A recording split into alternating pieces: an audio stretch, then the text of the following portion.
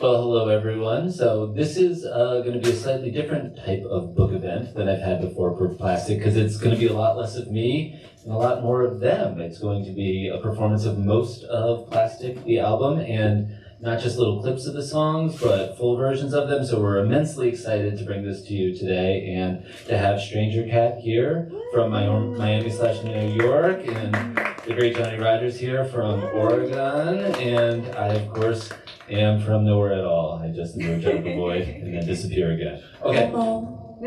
Yes, hi, Mom. I don't think my mom is watching. I think my father is watching. Hello, Father. Okay.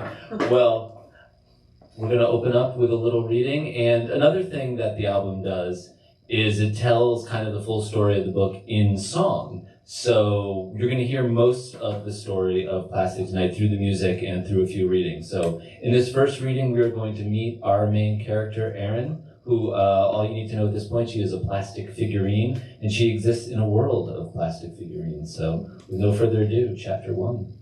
All right.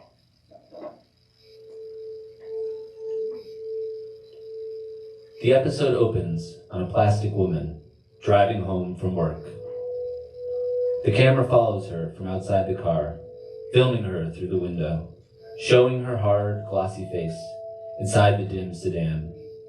She is in her 20s, a pale figurine, with sunken eyes and hollow cheeks, nylon hair cut short above her ears. Houses whisper past on the street beside her, the sun setting over their rooftops, their shadows long in the last hour of twilight. Her surface, smooth and specular, reflects the fading light. Her fingers, bent at their hinges, grip the upper rim of the wheel. The name tag pinned to her polo shirt reads, "Erin, ask me anything." She rolls to a stop at an empty crosswalk, drums 2 fingertips idly against the wheel. Then, as she glides to the intersection, Erin's voice begins to narrate on the soundtrack. It is a quiet but expressive voice, just louder than the hum of the tires on the pavement. "A year ago," she narrates, "I was a very different person. On a night like this, a Friday, I'd be hurrying home from Tablet Town, dying to hang up my uniform and start the weekend. Patrick was in my life back then, a reason to get through the hours on the sales floor. I thought, knew, that nothing could ever take him away from me. Last year, if someone had asked me, that other naive Erin, I would have told them my life was perfect, and it's true, I was happy in my own way. Each night I drove home to Patrick, hid from the world in his arms. I stayed in with him every weekend, barely went out except for groceries. Oh, Patrick. I lost him in the end, of course, like I'd lost my father, my sister, like I'd lost almost everyone else. These days I spend my weekends alone, just trying to stay distracted. I sleep in as late as I can, I clean the entire house, room by room. And on Friday nights, when I miss Patrick the most, I cut myself some slack. I go online and order a hot date. I don't think too much about it. It just helps."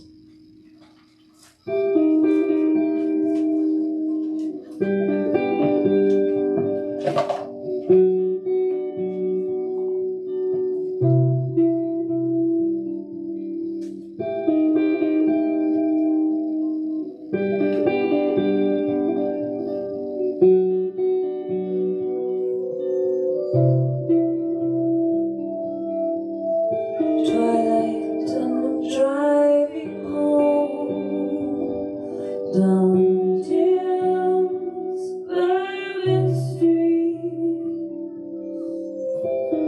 Outside surveillance drones hover in the street. Houses lock, the windows barred. A shroud of smile obscures the stars. Uncle hinges grip the wheel. With all I struggle not to feel. Inside our plastic bodies, we shine.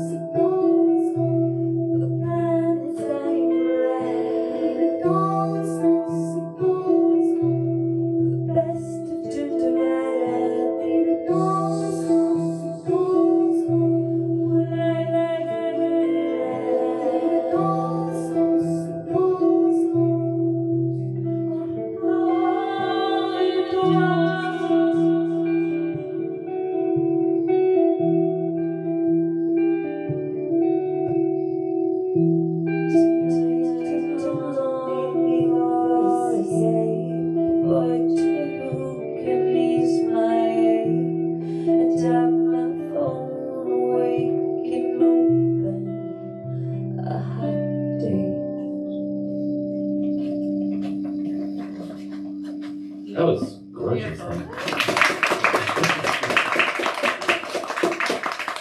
So as the song ends, you see Erin is about to order herself a hot date. And a hot date is kind of like a Tinder date with a lot less effort. You just sort of swipe and a plastic man comes over, and it's a very convenient thing for all involved in this future world of plastic figurines. So I would say the funny part is that this was the song I related to the album. Definitely, yeah.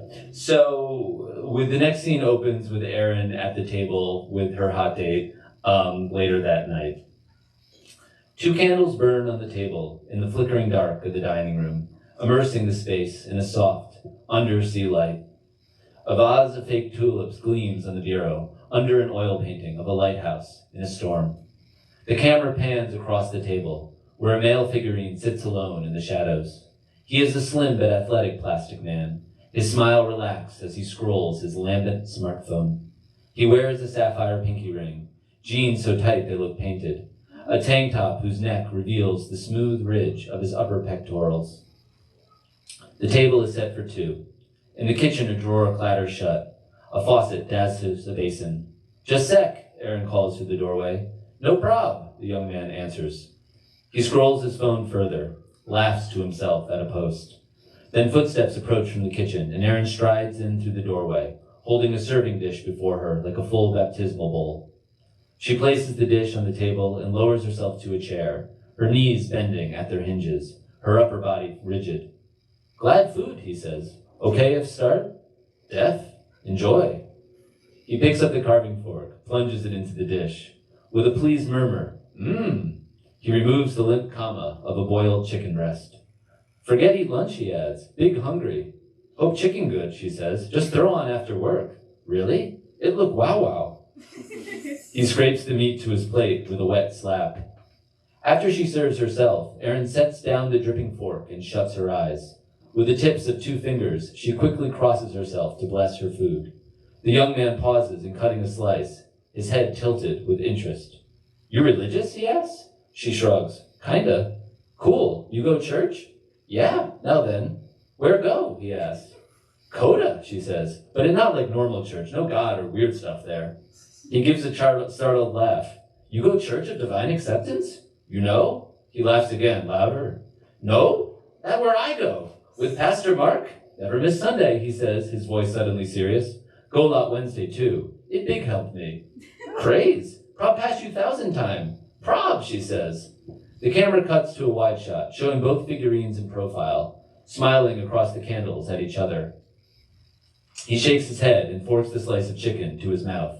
A brief lump bulges his plastic throat. So the hot date is going quite well. They're getting along very nicely, speaking in their odd, broken plastic language with one another, despite the limitations in communication. They're having a good time. And they're bonding over the New Agey church they both go to. Things are going well until the subject of Erin's father comes up, who has passed away a couple years ago from a cause. And When this comes up, the tone of the evening switches a little bit, so we're going to jump to that moment in the dinner. And you, he asks her, you go code a 3-year? Erin reaches for the wine bottle, pours herself a glass. I go same reason you, she says. Big death. My dad. They monster. They enjoy kill, I think. They enjoy. Oh, it not terror group, she says. He just get bad sick. What with, he asks. BPD, Erin says. The young man hesitates. Brad Pitt disease? She nods. Damn, he says, I hear it well. Rumor, really. No, much. She presses the thumb against her glass stem. It rough.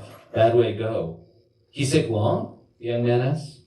Erin lifts the glass as if to drink, then sets it back on its coaster. She stands abruptly from her seat, her hip bumping the table with a hollow thud. The candles wobble and settle, the shadows swaying around her as if in the hull of a storm-tossed ship. Need bathroom, she says. Be back minute. Sorry, no mean. No prob, honest. Need bathroom. The camera follows Erin as she strides down the hall, passing a glimpse of the bathroom, the patches of missing picture frames on the walls. In the bedroom, she quietly shuts the door and sits on the edge of the mattress. Then, without warning, the bedroom is plunged into darkness. Not a trace of light remains. From the ceiling shines a sourceless beam, circling the plastic woman in the luminous hoop of a spotlight. Erin turns her head and looks into the camera. On the soundtrack plays a dreamy guitar, a swell of synthesizer.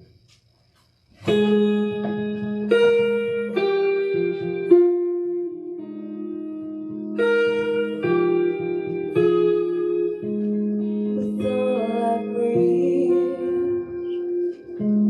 I can't believe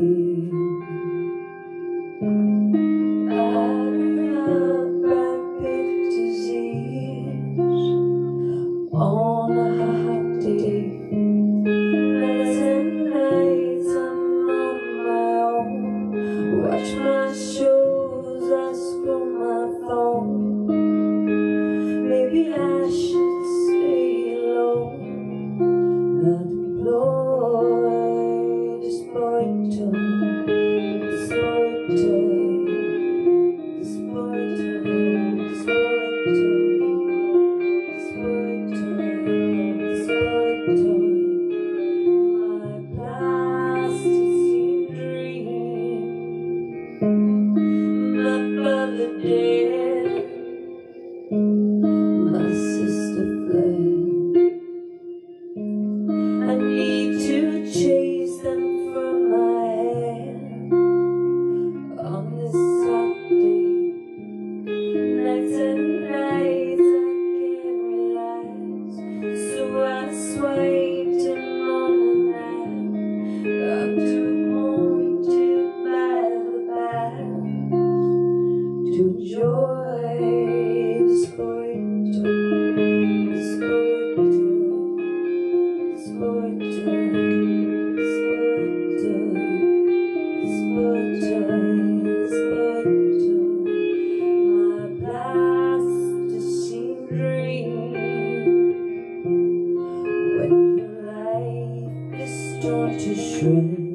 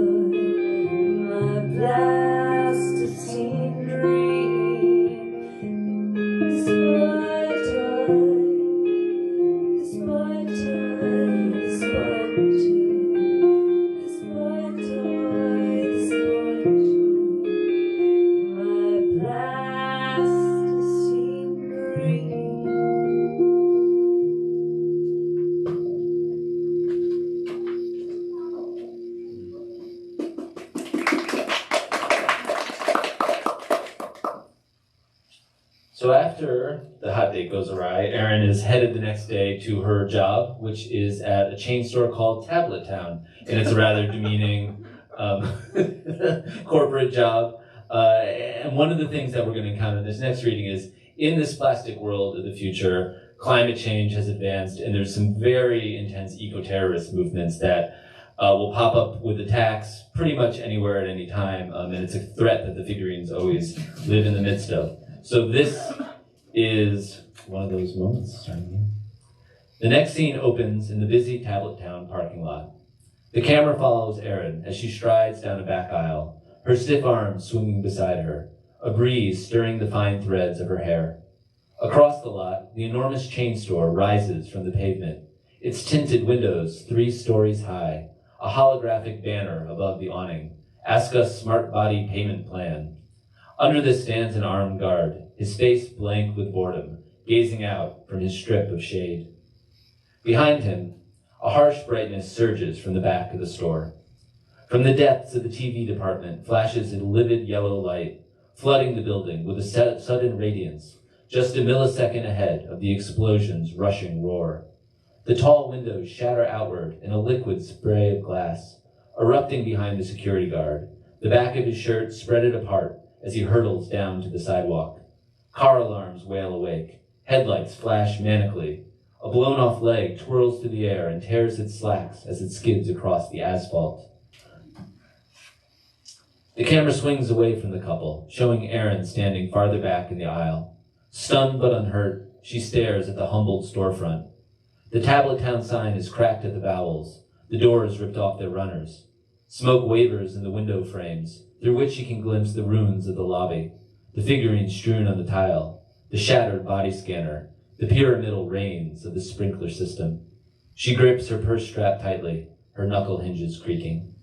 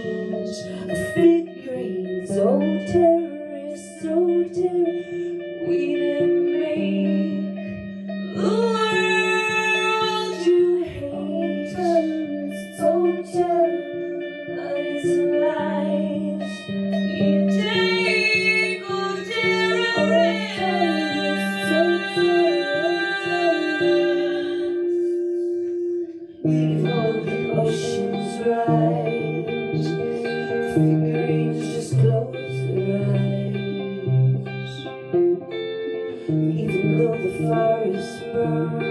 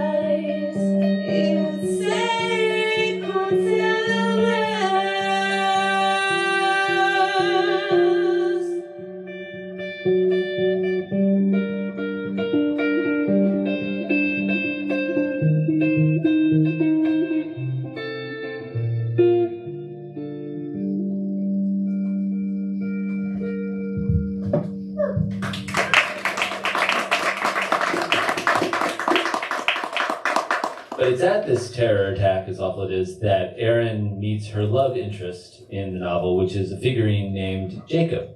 And he's a blind figurine. And during the terror attack, she gets an update on her phone that's called a Good Samaritan alert, someone in need. And after the attack winds down, she walks over to find him. The camera switches to a point of view shot, showing the scene through Erin's eyes. She glances up from the blinking dot on her phone as she approaches his beige sedan. Through the glare on the back window, she can make out a pale profile, a male figurine with sunglasses and long dark hair. He wears jeans and a half-zipped hoodie, a pair of canvas sneakers. On the carpet below him, folded, lies a collapsible metal cane. Something changes in Erin's features as she gazes through the window, her eyes softening, her mouth tightening, a look both troubled and intrigued. Behind her, an ambulance wails. Outside car, she texts him. He taps his phone and listens. He moves his lips in response. Which side appears in her text box? Left, she types back. Jacob unlocks the door and pushes it open. He waves Erin inside with a listless hand. You okay? She asks, taking the seat beside him. He shrugs. She shuts the door gently. Lot damage out there. We luck. Luck, he repeats, in a numb, distant voice. Jacob slides over to the window, leans his head against the glass. Erin takes out her pills, swallows 2 more capsules. What kind pill day? Jacob asks her. She twists on the top. Settle self. Chill dude, me. Get bottle? Sure. Glove compartment, he says. She finds the bottle buried under a stack of loose papers. Chill dude, cool down right, proclaims its motto. She hands it to Jacob. He opens the top with a practiced downward pressure. Think play music now, he says after 2 capsules of his own. Play speaker if want. Deaf, I listen. Carla, open playlist. Oh, so Carla is kind of the Siri of the plastic world. Fave rhythm and noise song. Playing fave rhythm and noise song, says his phone. The air around them shimmers with a slowly strummed guitar. Above this comes a rhythmic popping, a series of champagne corks bursting open in time to the music. This song seems to relax Jacob. He tucks some hair behind his ear, revealing the sleek angle of his jawline. His features are bird-like, both delicate and severe, his sharp nose tempered by the gradual curve of his chin. The camera pans from Jacob to Erin, who stares at his face with a deepening absorption. It's wrong of me to watch him like this, she narrates. I should be thinking about my coworkers, if they're injured, if they're alive. I should be getting ready to leave here, to rush to Owen as soon as the bureau clears the parking lot. That's her coworker, Owen. But Jacob is uncanny. He reminds me so much of Patrick. His hair, the shape of his nose, his lips, the sincerity of his voice. Not that they look exactly the same, not quite, but enough that it hurts to look away. And then in the next song, we hear about their growing romance over the weeks to come. They begin spending lots of time together.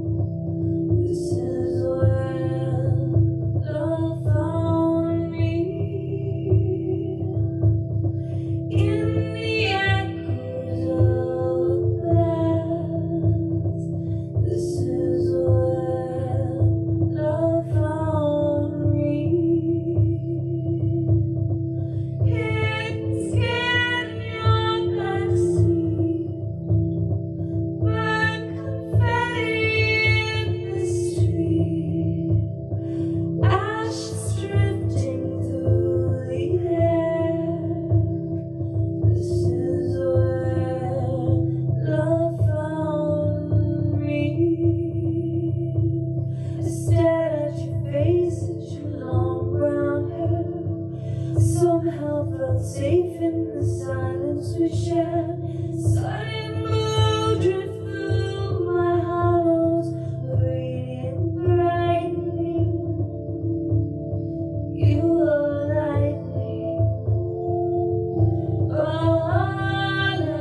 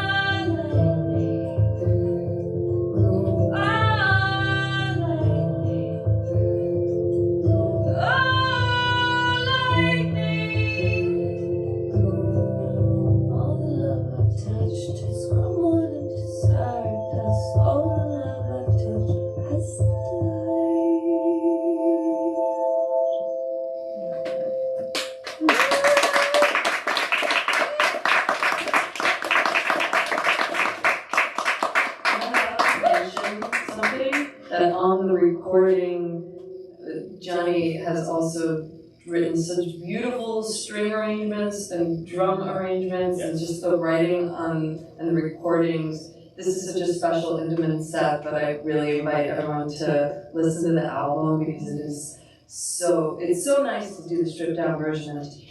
The live blast is like, it's insane. Yeah. But I invite you to check out the album, because it's like insane or in a different way. Yeah, there's two different worlds of Chili going on. So. Yeah. And I just want to point out, Thank you. I want to point out too that when I said how good the glass was, Johnny winked at me, which was very subtle. This quiet, subtle, it was a beautiful moment. Right. Well, to make things dark and heavy again.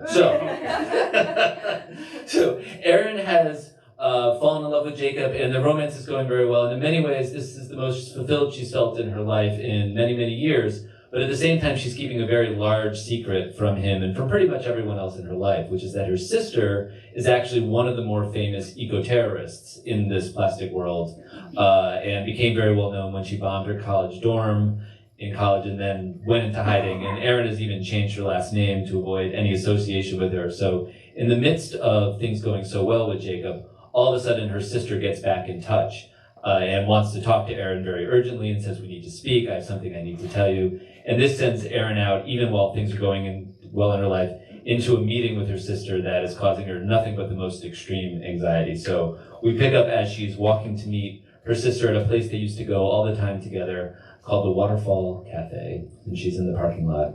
Erin seems to be in parking lots a lot in this novel. It's about parking lots. Erin strides alone across the lot, stepping into the long column of the Waterfall Cafe's shadow. A glass revolving door glistens at the entrance. The waterfall rages on either side, peaking the pool into a tantrum of froth. She draws her windbreaker tight around her, her knuckles creaking in the pockets. "I've never managed to hate my sister, hard as I've tried," she narrates on the soundtrack. "Resent her? Every day. Dream about yelling at her, screaming into her face? For years that dream woke me up most nights. But I could never simply despise Fiona, or wish she was gone from my life. No, there was always this irrational hope, that the gulf between us would heal, that the old Fiona, my hero, would come back to me somehow, that our days as loving sisters would resume. Crazy, I know, to want this with a murderer like her. But maybe that's how betrayal always feels. Like the person you love is doubled. Like their former self might still return, might erase this stranger who's stolen their face and name. Erin stops at the revolving door, the glass panels misted with the waterfall spray. She whispers under the roar, "Oh God, please be with me. This so much, too much. Need help." She presses the damp glass. The door spins her into the lobby. Inside, she looks about at the many familiar attractions, a holographic rock band that performs on a small wooden stage, an alcove of pinball machines and ancient arcade games, an 8-foot-high aquarium tank where koi and guppies swim through a sunken city. Booths with tufted cushions run along the curved walls, most of them empty. Erin slides into a booth with a view of the sunken city. The miniature buildings are dark and abandoned, the sidewalks cracked with seagrass, the cars along the curbs caked with coral. Dunes have gathered against the storefronts, their shredded awnings stirring in the current. At the center stands a grand hotel with all its windows shattered, the curtains waving back and forth like truce flags. She looks around uneasily at the others in the cafe. A bar with a mirrored counter runs behind the dance floor, reflecting the paper lanterns strung from the ceiling. An old man in a shaggy sweater sits among the velvet bar stools, chewing a bite of chicken from a crushed tin box. After a sidelong glance at Erin, the old man struggles up from his bar stool. He grasps his cane and dodders across the dance floor. Erin watches him approach, a question in her gaze, until he lowers himself to the opposite bench and says in a female voice, "Hey sis."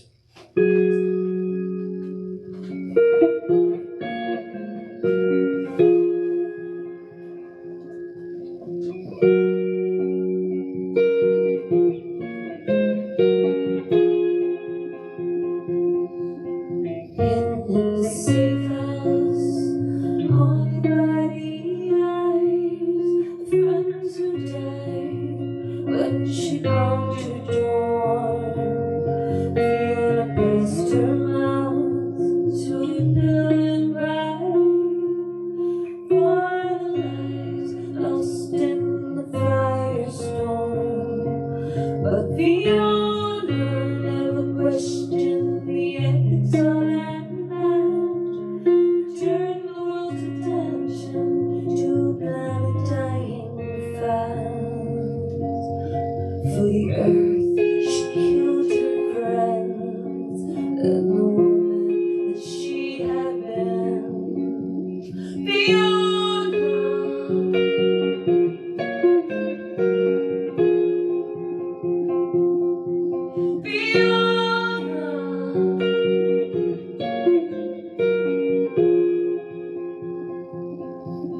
It's strange to meet her here at the Waterfront Cafe.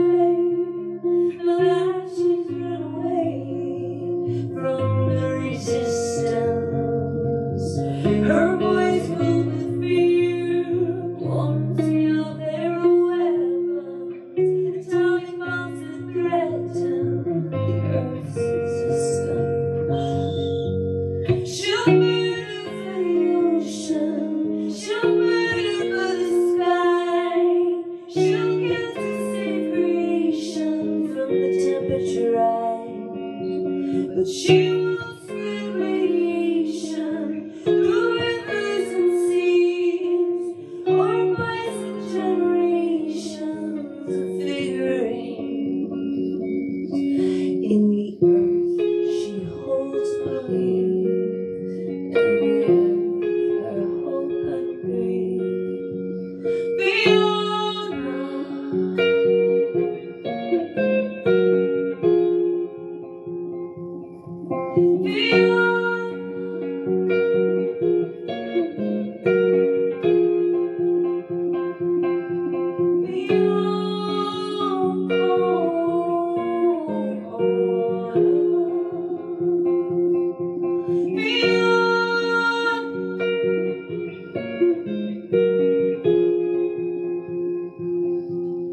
madness, madness, by another name. The sky on fire, the birds set aflame. Nuclear winds swallowing the sun, the planet driven closer to extinction. In fear, in hope tonight, one chance to set things right.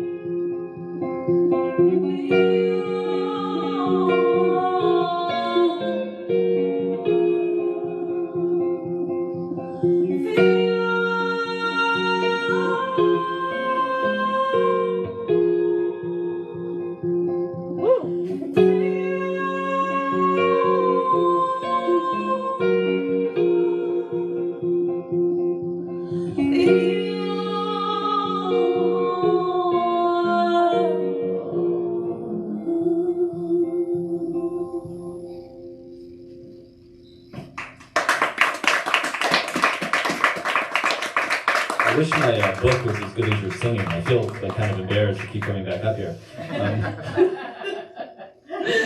So, as you might have heard from the song, Fiona, the sister, carries this very frightening message for Aaron, which is that the eco-terror groups have kind of banded together, and they're planning to launch this major nuclear attack. And Aaron is rushing to give this news to Jacob because their region is being targeted. But right when this happens, Aaron is actually arrested because she's been having this illicit contact with her sister, and as the terror groups are rising, the police state has also been increasing in the plastic world. It's just a wonderful place to live in every way. So Aaron goes to prison, and it's this black site prison where she can't contact anyone. So when we next see Aaron, she's actually been removed from her life. And as you can see, we're kind of in the back part of the book at this point. And she is in a prison cell, and she's unable to contact or warn Jacob or try to get a message out that her loved ones are in danger. Erin lies awake in her prison cell, stretched out in the shadows of the bottom bunk. She stares up at the springs of the bed above her, where her cellmate Hannah snores in a medicated sleep. 2 capsules sit in a paper cup next to Erin's pillow, the words "nighty-night now" on each pill. The lights are off in her cell block, a strip of fake moonlight on the floor. A vapor of noises wafts her way from the other cells in the block. The scrape of a chair, the drip of a faucet, a whispered conversation.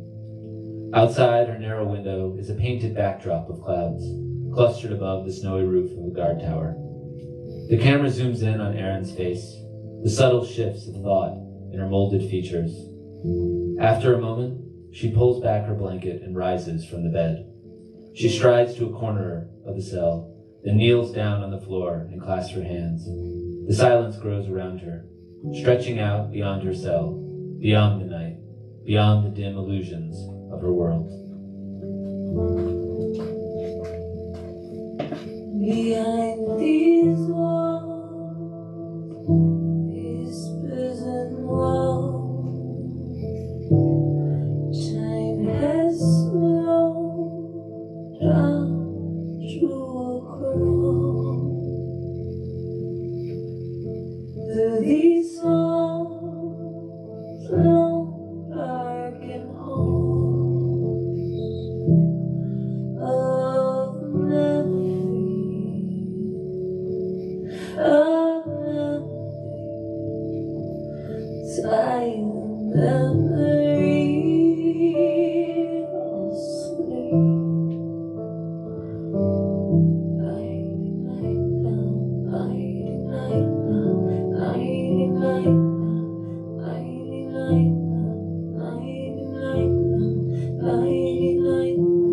Like a ghost, I linger like a ghost on the stage spent along the coast, where my Jacob held to be close in the tender breeze, the tender breeze blowing in from the sea. Nighty night now, nighty night now, nighty night now, nighty night now, nighty night now, nighty night now, nighty.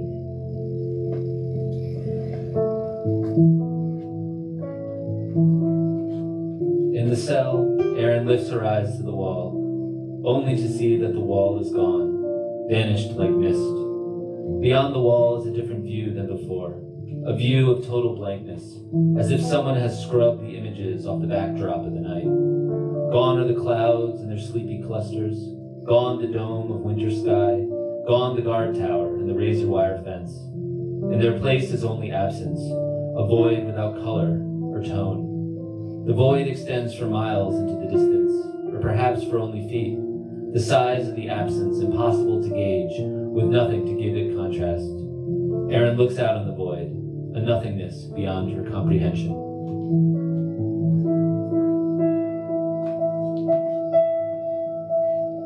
Is it my fate? Oh God, my fate to lose this man, my love, my last escape. I pray for grace to keep him safe as I sit in this prison cell, this room, as I feel the tension swell, as I taste these memories.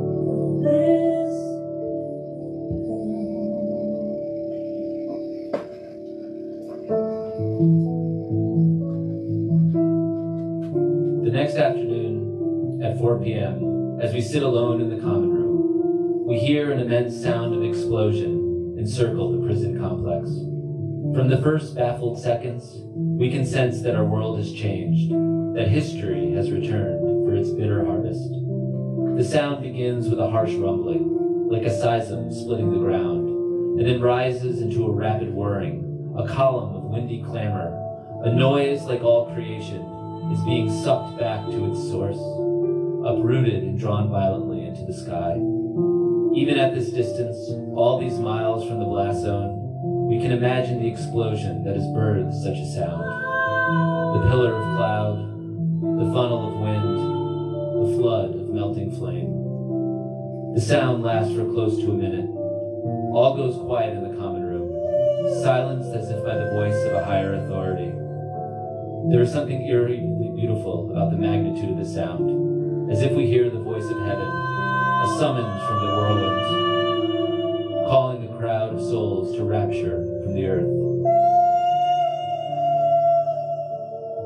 We gather around the television set late into the evening, our normal schedule canceled for the night. We stare shoulder to shoulder at the first satellite photos of a blast zone, a city blanketed under a river of floating ash. Through little lines in the ash, we glimpse the remnants of the city, the raised buildings, the scorched parks, the fractured streets and highways, all cloudy and opaque, as if seen under ice. Are there any people down there, still moving, still alive, not melted to the ground where the light blazed across them? The thought makes me shiver, rising to your feet, trembling, breathless, beneath that sky of ash. From the moment I hear the explosion, I start to pray. Jacob, Owen, Catherine, their faces fill my mind as the news grow worse and worse. While I sit here safe in prison, they might be plunged inside this chaos, dead or wounded or rushing from radiation. There is nothing I can do for them. Just pray in helpless silence. Just stare at the TV set in its wire cage.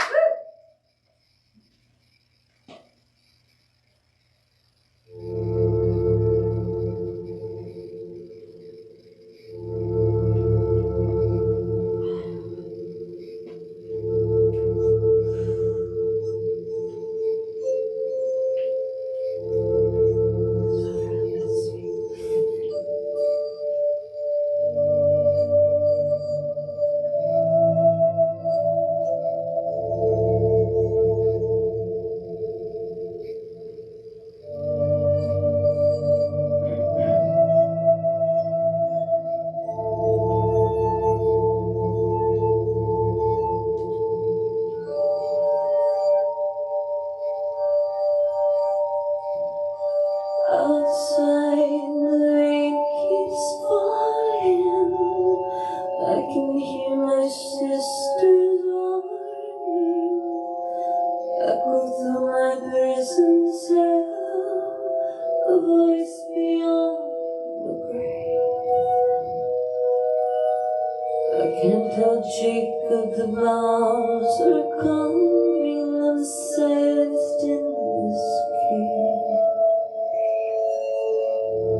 There's no darkness and no light. There's no day, there's no night.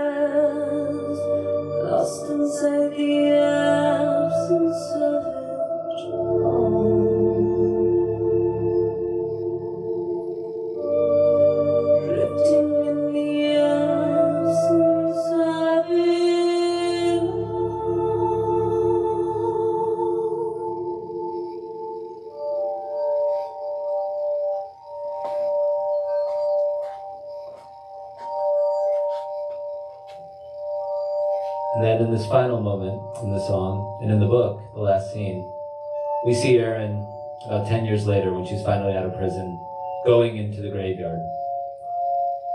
A wind comes chasing across the graveyard, ruffling the threads of Erin's longer hair. At this, a layer of her world dissolves from view.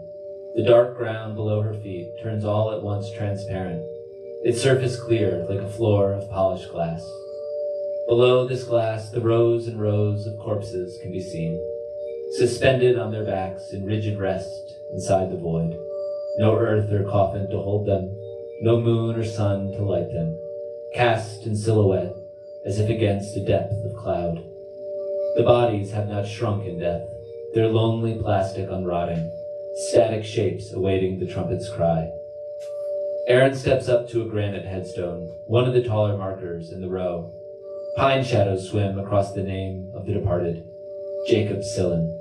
She stares down at Jacob's plot, her eyes alert but distant in the craters of her sockets, as if gazing into another world, which only she can see. The wind grows louder in the graveyard. Now, for miles, the rows and rows of headstones fade from sight, absorbed into the absence, like the sky and clouds and earth, like the animals and plant life, like all the passing worlds that we have known. Only Jacob's headstone remains, in a space that could be infinite or the size of the spare rock, so little is it defined.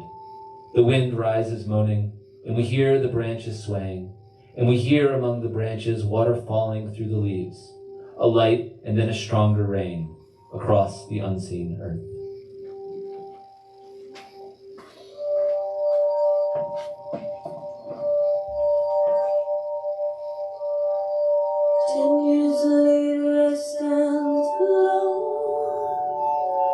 On the grass before his headstone, I climb on top of the lunar in a sea of nothingness.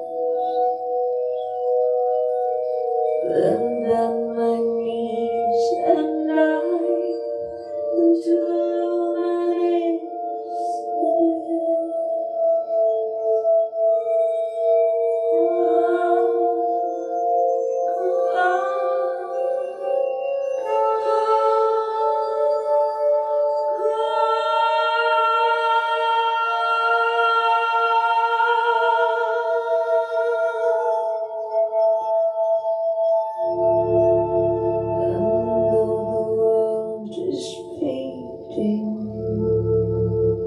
Tired eyes are straining to see light beyond this earth,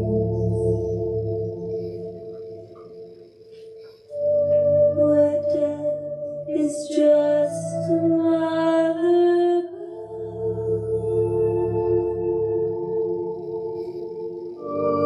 When no more bounds will bound, where every spell is calm, where God is the essence of it all,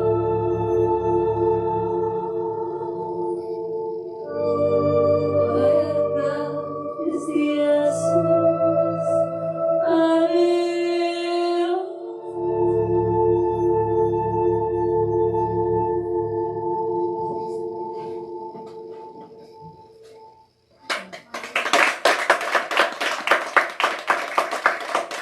Well, thank you all for being here for this musical journey through the book. That is extraordinary. Let's hear it again for Stranger Cat and Johnny Rogers, who also performs the Cindertalk. And now we have an incredible treat, which is Kat is going to do. Can I say the name of your album, or are we not at that announcement? We haven't officially, but I Okay. think it's pretty low key. That's so I can. It's a slow jam. It's one of the best album titles I've ever heard. Slow jam, love letters to my body in pieces. It's just extraordinary. So we're going to hear a few songs off that album, which is coming into the world this year, and a new single will be coming very soon too. And we're still But yeah. So yeah. Put the album out on Scott's record label. Yeah, we're on the same label. North Street Records. So please don't go anywhere. I'm just going to do a short set, about 30 songs. It will take me about 2 minutes to plug things in. So if you go somewhere, you'll miss it. And I'll miss you. I miss you already. I guess it is normal check. But in the meantime, do you mind if I just put this here? In the meantime, I'll just talk some bobble about how amazing it's been to work with. Yeah, I think you got 2 minutes. I'd say the bigger thing is just not to trip on any wires. Oh yeah, this is actually really important. There's no loose stuff over here. Okay, go for it. Oh, cool. Okay, no, but there's already one. Oh, we never pulled down the green apple.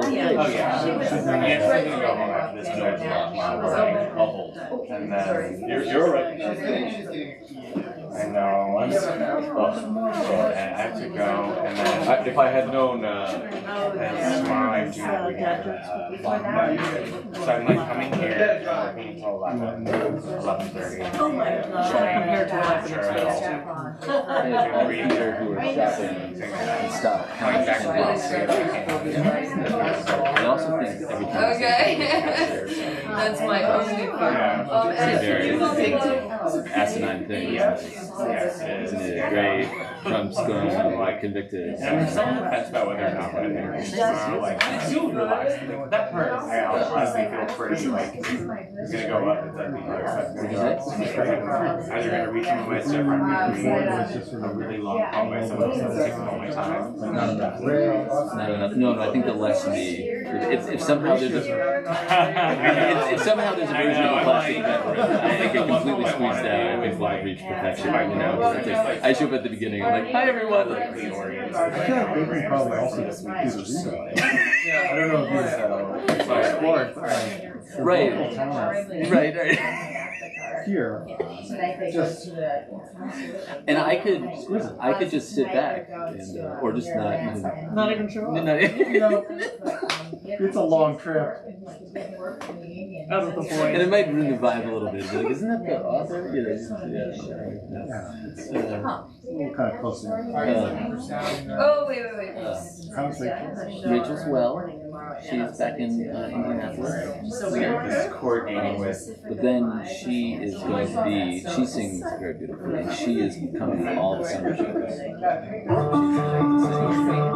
She sings. Yeah. She does, and she didn't want to. Like,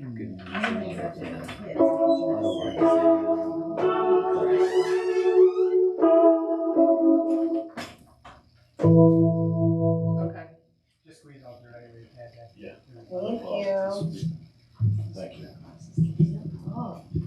I don't have reason one. That's fine. Just yeah. Just I'm gonna throw a couple songs now. See what happens. Do you have any in your No, don't worry about it. I got the I can give you a little bit. Yeah, give me a little. I just don't miss you. I got you.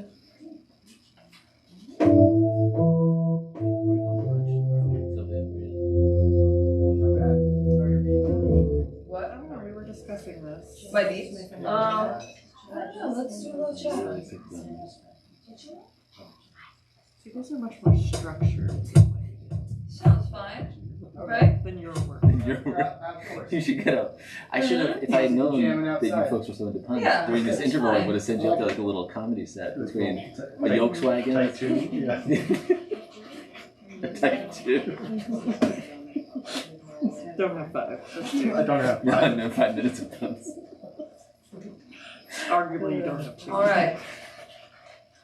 Why don't you use a broken Cool. pencil?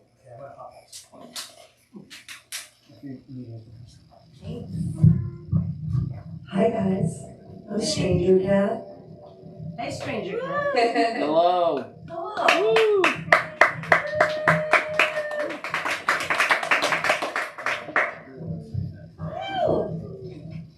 Oh my gosh. There's a pretty dangerous, wiry mess here. But that's kind of how I roll. Alright, let's see this. Ooh! Where's it? There's that.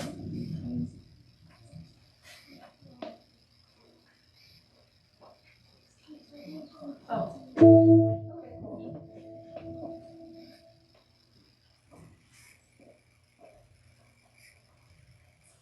Oh, anyway, let's do that.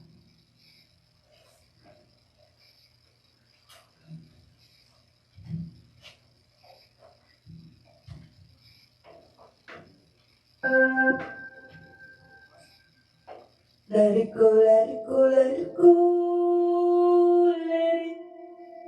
Let it go, let it go, let it go.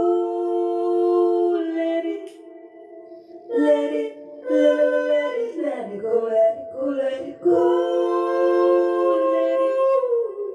Let it go, let it go, let it go.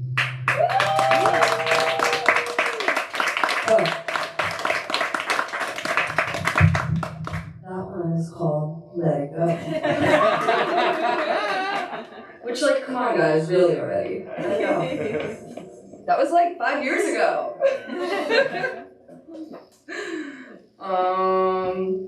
Cool.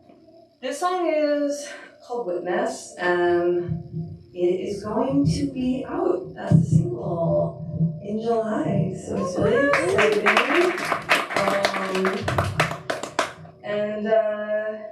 Yeah, let's stay in touch so we can be a part of the whole thing.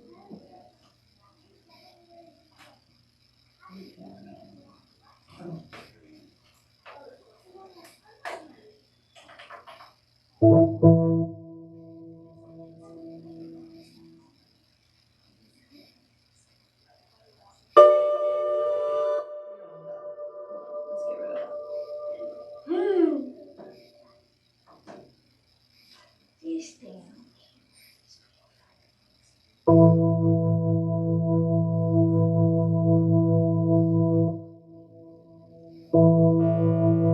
Not an endless glacier, set like a shadow barely there. Hold on, I gotta just make that a tiny louder, y'all. Sure.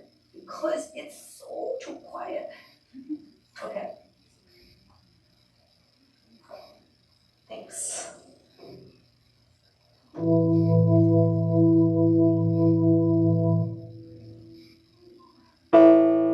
Looking out an endless glacier, set like a shadow barely there.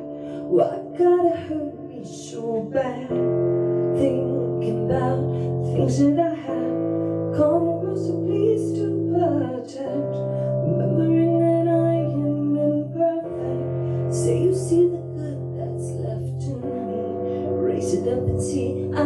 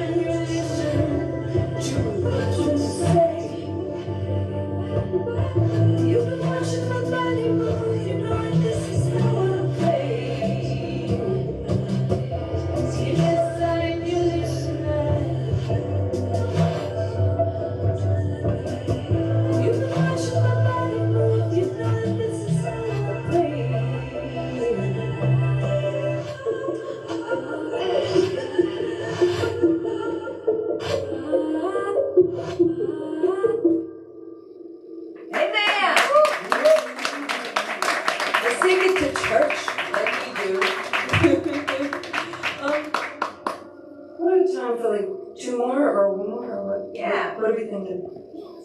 Okay, cool. All right. You want to hear? What do you want to hear? What's the vibe? Loopy loop song, songy song. I don't know. Jesus. All right. I hear 2 songs. I think there's a closing time of the book short. Jesus Christ. All right. Since I have the keyboard, let's do this one. It's called Suffer. I really want to do this Suffer.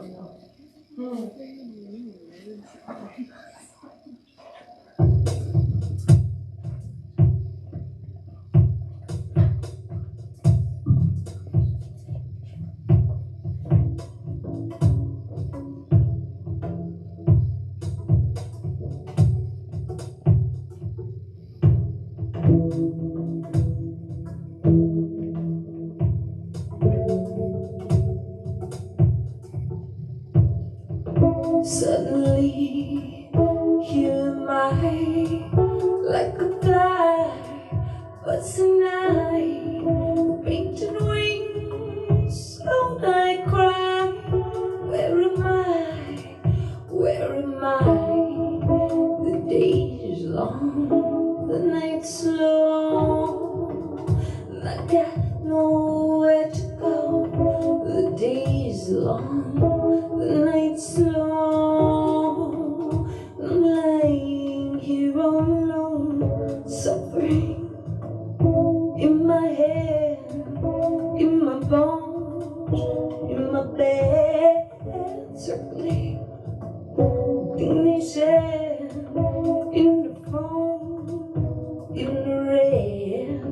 Lovely weekend, wake the dead with arms, with our heads. I believe we'll break this thing instead. Ooh,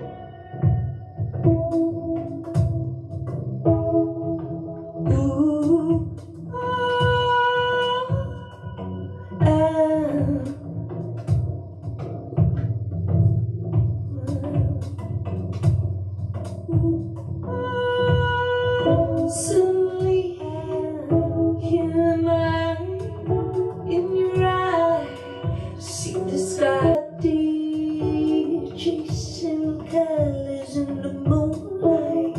My body, your body, all twisted.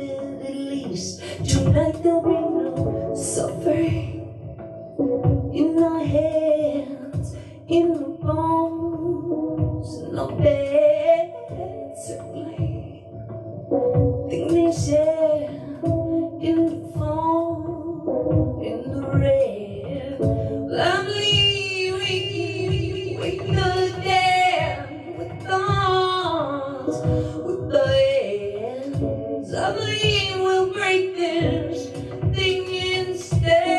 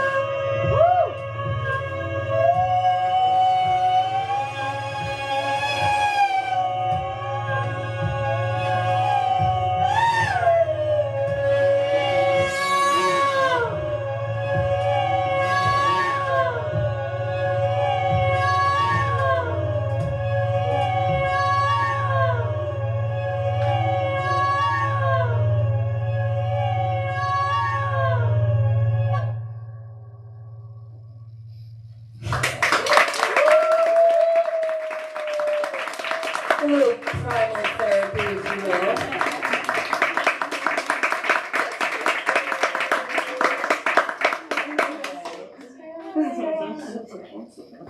Sorry. I know this one's on. Okay. Hi everyone. You have not seen me yet tonight. But this is my postscript. I'm Cara Maven, coordinator for Green Apple. Yay! Thank you. Neat. Can we give one more hand for Stranger Cat? And Cindertalk? And Scott Guild?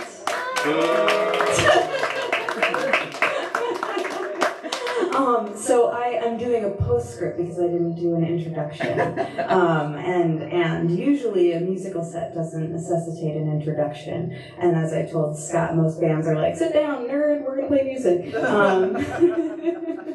But this kind of does, because Plastic, the album, is our May record of the month for our Record of the Month Club. And we got to do this release show tonight. We got to be a part of Scott's book tour when it came out. And this is a kind of full circle or maybe infinity symbol moment, which is really fun. So we have, this is our first book and album pairing for our Record of the Month Club, which is very, very cool. Johnny brought these glasses from Portland, Oregon.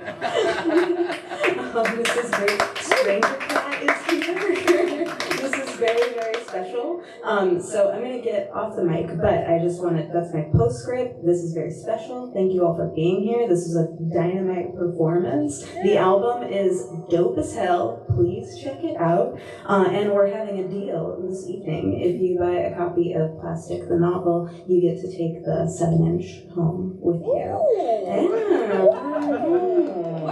And if you're like, but Cara, I already have the book. I just want the record. You can talk to Scott about that, and we'll have him facilitate. But thank you all so much, and let's give one more big hand to all of our artists.